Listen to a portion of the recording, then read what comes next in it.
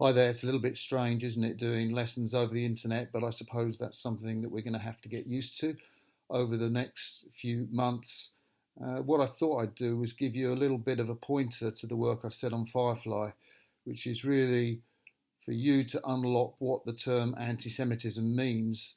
Write a little short essay on that using some examples from the PowerPoint on Firefly and maybe from the website of the United States Memorial Trust, which I've put the links of, and you can probably have a look at your leisure.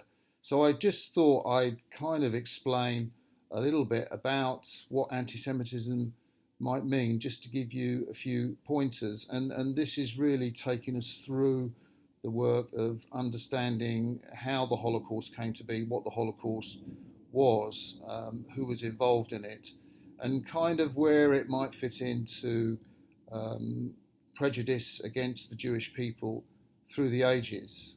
So I think we can kind of begin by looking right back in early Christian times when the Roman Empire attacked the Jewish people in Jerusalem and essentially broke down, destroyed the Jewish temple.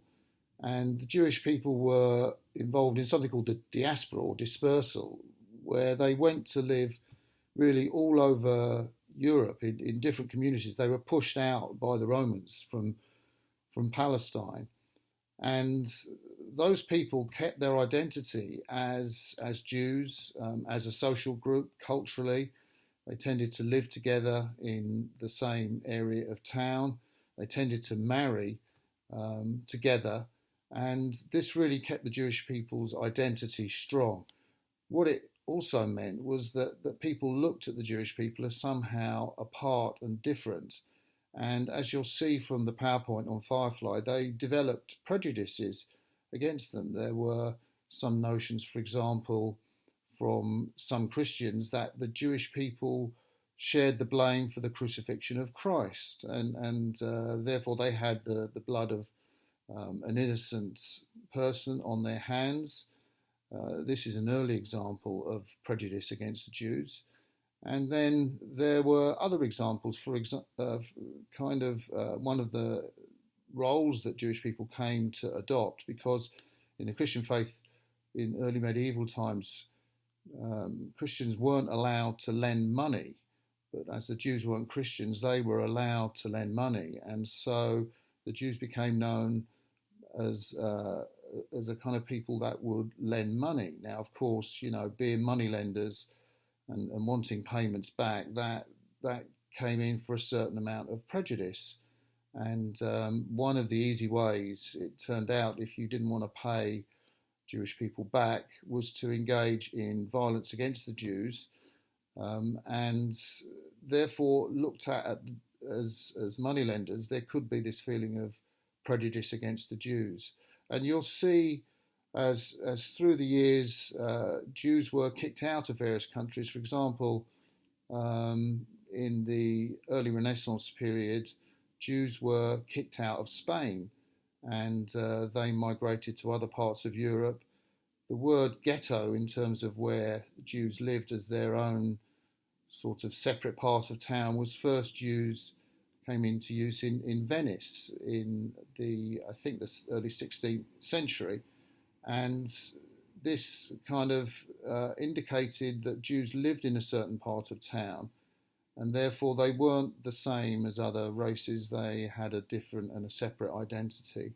And you'll see as how history went on through to, let's say, the 19th century, there were increasing attacks, certainly in Russia, of violence against Jews because they were a community apart, because there was this prejudice, this anti-Semitic prejudice against Jews. And this is where you'll see the word pogroms, certainly in 19th century Russia, with attacks and murders of Jews.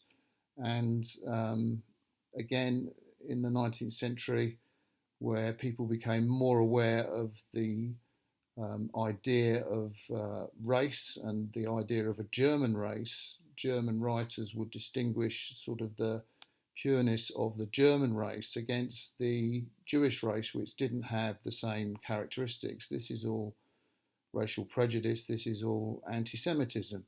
And these are the ideas that very much the Nazis fed on when they came to power in Germany in the early 30s, and which really developed towards the Holocaust. So what we've got to do is get an idea of what this anti-Semitic behaviour is. So you've got the PowerPoint slide with those little tiny cutout things. We would have done it in class, and you would have played with the pieces. You can see the scissors on the PowerPoint. And these really are anti-Semitic behaviours through the ages. And what I'd like you to do is use at least 5 examples from the PowerPoint in a short essay explaining really what the term anti-Semitism is. I really recommend you have a look at the United States Memorial Trust website, which I've put onto Firefly, because that gives you another idea, sort of the definitions of anti-Semitism, and it also shows what anti-Semitism was through the ages. So get into that, and whatever time you've got remaining, there's a little bit of homework, I think, that we set homework this week. So you can do this essay for your homework and really put the task on Firefly, and I'll mark it and get it back to you. So I hope that's okay. Hope that makes sense, and I hope you enjoy doing your work.